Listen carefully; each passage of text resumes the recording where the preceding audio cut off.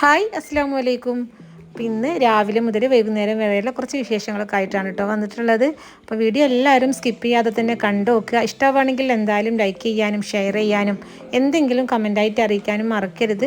പിന്നെ സബ്സ്ക്രൈബ് ചെയ്യാത്തവരുണ്ടെങ്കിൽ ചാനൽ ഒന്ന് സബ്സ്ക്രൈബ് ചെയ്തിട്ട് സപ്പോർട്ട് ചെയ്യുക. തൊട്ടടുത്തുള്ള ബെല്ലൈക്കണും പ്രസ് ചെയ്യുക.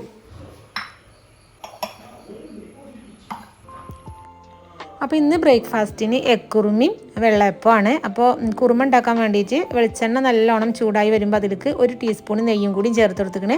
പിന്നെ ഒരു 2 ഏലക്കായ, 2 പൂവ്, 2 പട്ട അതൊന്ന് പൊട്ടി വരുമ്പോൾ 2 വലിയ ഉള്ളി ചേർത്ത് കൊടുത്തിക്കണം. അതൊന്ന് വഴറ്റിയിട്ട് പിന്നെ ഇഞ്ചി വെളുത്തുള്ളി ചതച്ചതും കൂടി ചേർത്തിട്ട് അതും കൂടി നല്ലോണം ഒന്ന് വഴറ്റിയെടുക്കുക. പിന്നെ അതിലേക്ക് ഒരു വലിയ തക്കാളി അല്ലെങ്കിൽ 2 ചെറിയ തക്കാളി. ഇപ്പോൾ തക്കാളി നല്ലോണം ഒന്ന് വഴറ്റിയെടുക്കുക. ആ ടൈമിൽ അതിലേക്കുള്ള തേങ്ങാപ്പാലൊന്ന് റെഡിയാക്കിയിട്ട് എടുക്കുകയാണ് കേട്ടോ. നല്ല കട്ടിയുള്ള ഒരു മുറി തേങ്ങൻ്റെ പാലാണ് ഞാൻ എടുക്കുന്നത്.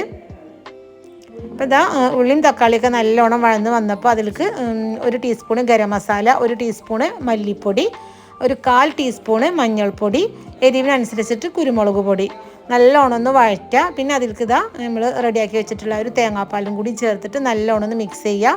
തിളച്ച് വരുമ്പോൾ കുറച്ച് മല്ലിയിലയും കൂടിയും ചേർത്തിട്ട് തീ ഓഫ് ചെയ്യുക കേട്ടോ. പിന്നെ ഇതാ ഞാൻ അതിലേക്ക് പുഴുങ്ങി വെച്ചിട്ടുള്ള മുട്ടയും കൂടിയും ഇട്ട് കൊടുത്തിക്കണേ. പിന്നെ ഈ ഒരു എഗ് കുറുമ ഉണ്ടാക്കുകയാണെങ്കിൽ നമുക്ക് മക്കൾക്ക് സ്കൂൾക്ക് ഗീ റൈസിൻ്റെ കൂടെയൊക്കെ നല്ല കോമ്പിനേഷനാണ് കേട്ടോ. ഈ ഒരു കറിയും അതുപോലെ തന്നെ ഒരു അച്ചാറും കൂടി ഉണ്ടെങ്കിൽ അടിപൊളിയായിരിക്കും.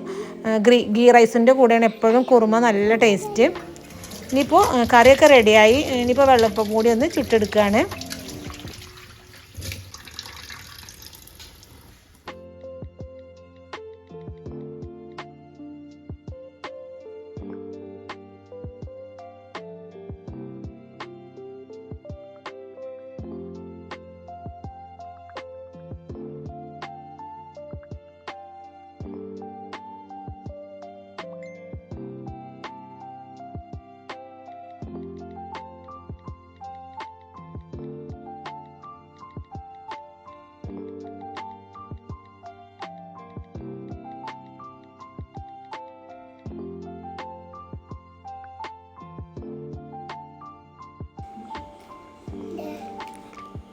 അങ്ങനെ ബ്രേക്ക്ഫാസ്റ്റിൻ്റെ പണികളൊക്കെ കഴിഞ്ഞ് സ്കൂൾ പോക്കും കഴിഞ്ഞ് ഇനിയിപ്പോൾ നമ്മൾ സാധാരണ പോലെയുള്ള ക്ലീനിങ്ങും കാര്യങ്ങളൊക്കെയാണ്. അപ്പോൾ ക്ലീനിങ്ങൊക്കെ ചെയ്യുമ്പോൾ ഞാൻ എന്നും ചെയ്യുന്ന ക്ലീനിങ് അങ്ങനെ കാണിച്ചിട്ടുണ്ടെങ്കിൽ നമുക്ക് മടുക്കുമല്ലോ.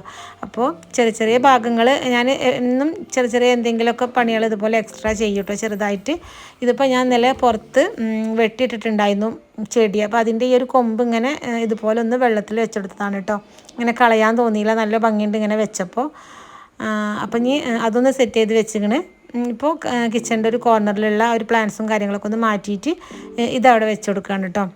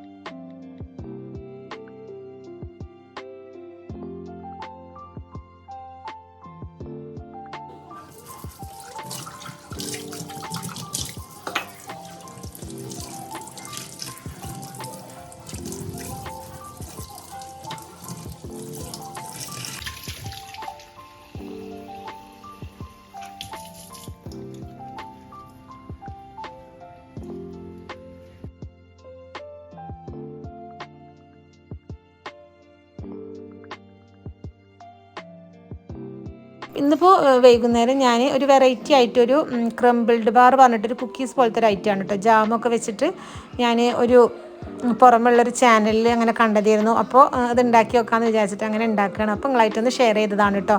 അപ്പോൾ ഇതിൻ്റെ ഇൻഗ്രീഡിയൻസിൻ്റെ അളവൊക്കെ ഞാൻ താഴെ ഡിസ്ക്രിപ്ഷൻ ബോക്സിൽ കൊടുക്കാം. അപ്പോൾ ഇതിലേക്ക് ഞാൻ ബട്ടർ, മൈദ, മുട്ട, വാനില എസൻസ്, ബേക്കിംഗ് പൗഡർ. അപ്പോൾ മുട്ട ചെറുതാണെങ്കിൽ 2 എണ്ണം ചേർക്കാം കേട്ടോ. ഇനിയിപ്പോൾ ഇതെല്ലാതും കൂടി നല്ലോണം ഒന്ന് കൈ വെച്ചിട്ടൊന്ന് മിക്സ് ചെയ്തിട്ട് എടുക്കുന്നുണ്ട്. അപ്പോൾ ഇതുപോലെ ഒന്ന് മിക്സ് ചെയ്തെടുത്തുക്കണം കേട്ടോ. ഇനിയിപ്പോൾ ഏത് പാത്രത്തിലാണോ ഇത് ബേക്ക് ചെയ്യണത് അതിൽ കുറച്ച് ഓയിലൊന്ന് ആക്കി കൊടുക്കുക. ഞാനിപ്പോൾ ഇവിടെ നെയ്യാണ് ചെറുതായിട്ടൊന്ന് ആക്കി കൊടുക്കണത്. ബട്ടറോ ഓയിലോ എന്ത് വേണമെങ്കിലും ചെയ്ത് കൊടുക്കാം കേട്ടോ, വെളിച്ചെണ്ണ വേണ്ട. പിന്നെ നമ്മൾ റെഡിയാക്കി വെച്ചിട്ടുള്ള ഒരു മാവ് ഇതുപോലെ ഇതിൻ്റെ എല്ലാ ഭാഗത്തും ഒരേ കട്ടിയിൽ വരുന്ന തരത്തിൽ ഒന്ന് പ്രസ് ചെയ്തിട്ട് ഒന്ന് സെറ്റാക്കിയിട്ട് എടുക്കുന്നുണ്ട്. പിന്നെ ഈ മാവ് വെച്ചെടുക്കുമ്പം മുഴുവനായിട്ട് വെച്ചെടുക്കണ്ട കേട്ടോ. ഒരു 30% മാവ് പാത്രത്തിൽ വെക്കുക. ലാസ്റ്റ് ഇതിൻ്റെ മുകളിലൊന്ന് ഇട്ട് കൊടുക്കാനുണ്ട്. അപ്പോൾ ഒരു 80% ഇതുപോലെ ഒന്ന് ഇട്ട് കൊടുത്താൽ മതി കേട്ടോ.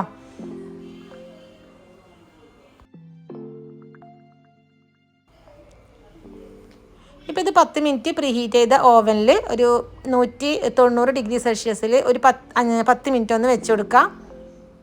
അപ്പോൾ 10 മിനിറ്റ് വെച്ചിട്ടോ. അതിന് ശേഷം അതിൻ്റെ മുകളിൽ നമ്മൾ ജാമാക്കി കൊടുക്കുകയാണ്. പിന്നെ ജാമാക്കി കൊടുക്കുമ്പോൾ ഞാനിവിടെ മിക്സ്ഡ് ഫ്രൂട്ട് ജാമാണ് എടുത്തിരിക്കുന്നത്.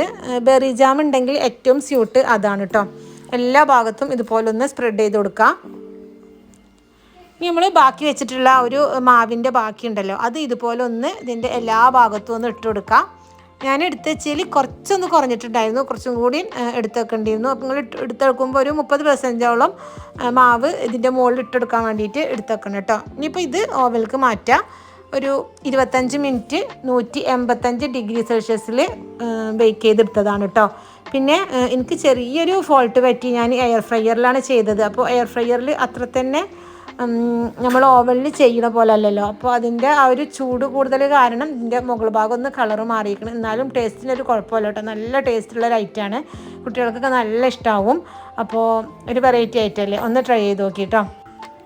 പിന്നെ എയർ ഫ്രയറിലൊക്കെ നമ്മൾ ചെയ്യുമ്പോൾ അതിൽ കേക്കിൻ്റെ ഒക്കെ ഒരു ഓപ്ഷൻ ഉണ്ടാവും, അതിൽ വെച്ചാൽ മതി കേട്ടോ. ഞാൻ സാധാരണ ഒരു ഓവനിൽ പറഞ്ഞ ആ ഒരു കണക്കിൽ വെച്ച കാരണമാണ് ഇതുപോലെ ഒന്ന് കളറ് മാറിയത്. അപ്പോൾ എയർ ഫ്രയറിൽ ചെയ്യുമ്പോൾ അതിൻ്റെ ആ ഒരു സെറ്റിങ്സിൽ തന്നെ വെച്ചാൽ മതി. അപ്പോൾ ഇന്നത്തെ വീഡിയോ ഇത്രേ ഉള്ളൂ കേട്ടോ. അടുത്ത നല്ലൊരു വീഡിയോ ആയിട്ട് കാണുന്നത് വരെ എല്ലാവർക്കും അസ്സലാമു അലൈക്കും.